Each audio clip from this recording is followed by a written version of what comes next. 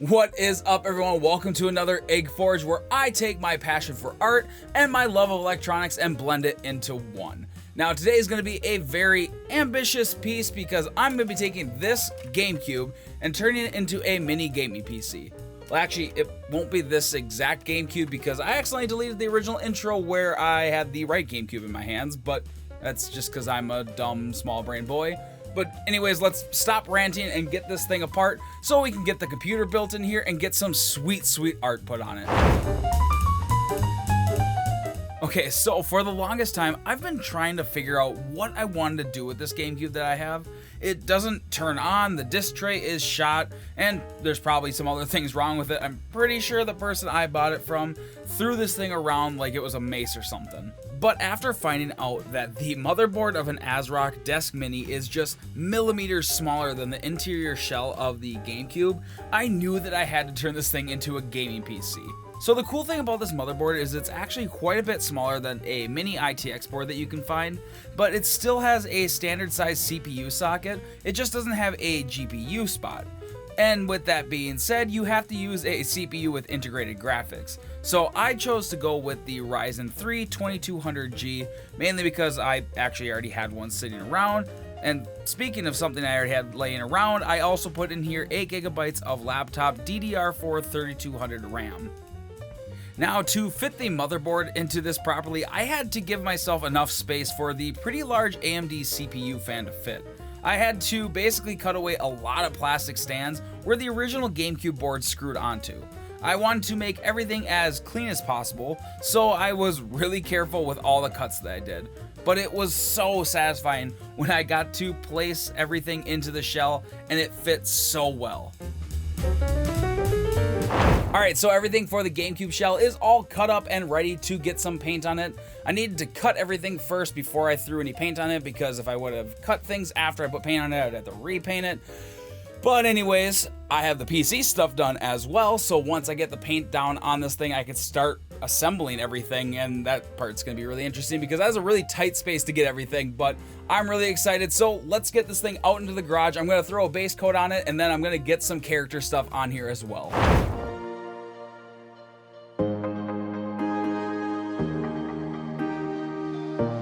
So I do want to apologize for not showing the spray painting process. When I was spraying this in the garage, the outside temperature was somewhere around negative 15 degrees Fahrenheit or so, and my camera lens kept fogging up, so you couldn't see a darn thing that I shot.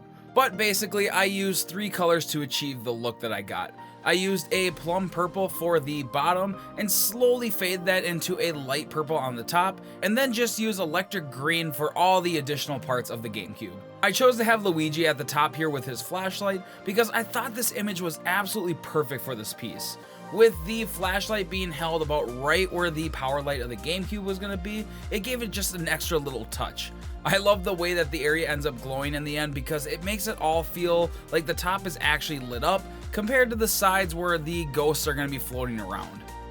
So when I was painting this piece, I used 2 different paint markers and they did the job pretty well, but when you're painting areas this big, the pens don't flow all that great. I had to start applying paint with my paintbrush as well to get a little bit more of an even coverage. But these are cheaper markers and I wasn't expecting anything amazing out of them, and they did the job that they needed to do. In the end, I was extremely happy with how the paint came out on this piece. Now, the one paint marker that did work absolutely amazing is the black liner one. I've used this for the PlayStation video and the Game Boy video where I did the line work in those, and the black lays down really dark and clean, so I'm extremely happy with that part over anything else when it came to the materials. Now, the spray paint that I used was an acrylic-based spray paint, so it worked really well when it came to laying down some paint on top of everything. And a little tip, if you are doing something like this, you should have a hair dryer at the ready because it can really help with the drying process of everything. Just let the plastic cool a little bit before you start applying more paint because it could get a little runny. But I will leave all the products that I use in this video in the description below if you want to check any of it out. I'm going to have the paints as well as all the computer parts that I use to make this build as well. Now the only thing that kind of sucks and is pretty sad right now is that if you don't have all these computer parts laying around like I did, building a computer even this small can be pretty spendy at the moment, so just keep that in mind.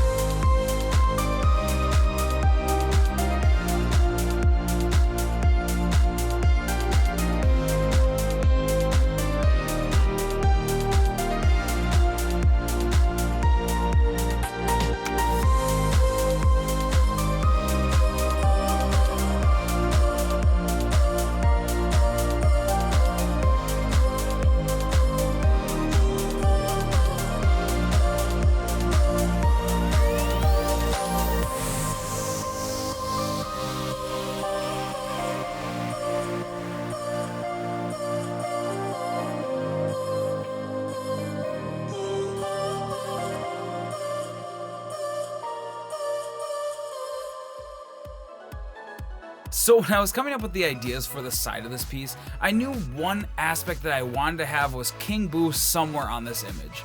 So I chose to have each side of the GameCube kind of depict a different ghost.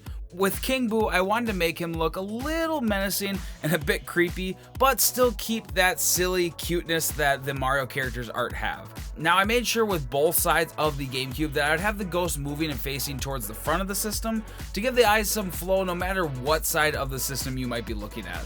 One of the hardest paints to lay down flat and get it full coverage was the white, which kinda sucks because King Boo is about 90% white with a couple little bits of color throughout. But after many layers of the white paint, I was able to get a good coverage where you couldn't see any of the purple through it anymore.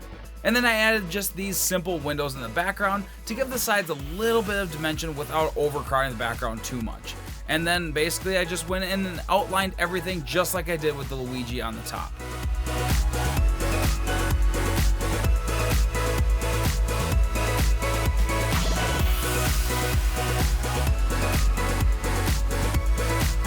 Now one thing I wanted to do was add something pretty simple to the handle of the GameCube.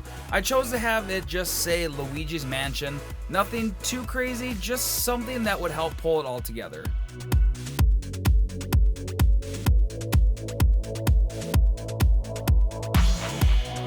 So the process that I used to get my drawings from the sketchbook to the GameCube was actually pretty simple. Basically, I sketched everything out in my sketchbook, took a picture of that, and then threw it onto the computer. Once I had it there, I gave it a nice solid outlining that I could work with, and then I could print it and then use some transfer paper to get everything onto the plastic that I wanted. This made it actually really nice to work with because I was able to lay a picture underneath the drawing of the GameCube so I could get things laid out exactly how I wanted to without too much of the image falling off in between holes or vents in the system.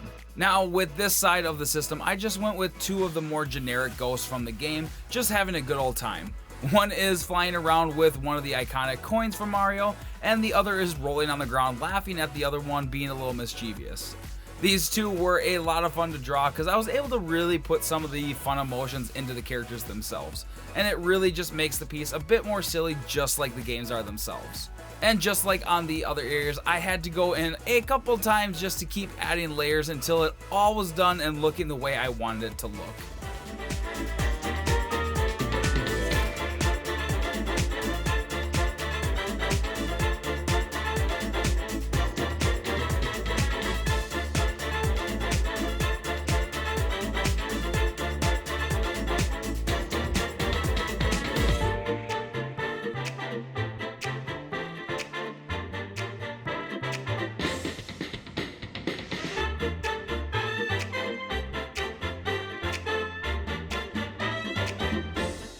So I quickly glazed over what was in this PC at the beginning, but I'm going to explain a little bit more of what I crammed into this piece as you watch me try to put everything together. In the bottom of this case, I used a 50mm fan for some extra exhaust for any of the air that gets trapped in the bottom, and then I crammed the antennas for the Intel Wi-Fi chip down in the expansion bays of the base. On the side of the system, I used a small 40mm fan to help pull air into the system so it could travel all the way across to the other side. The CPU that I used was the Ryzen 3 2200G with integrated graphics, and then I used the Spire CPU fan that came with that instead of the fan that came with the mini PC. I stuck a 500GB M.2 NVMe hard drive into this just for enough space to store some simple games, but I can always add another hard drive in the future.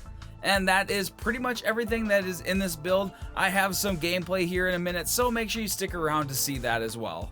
And by the way, trying to cram all the cords and everything into this system was such a pain. It took me so long to get it all in. 3 hours later.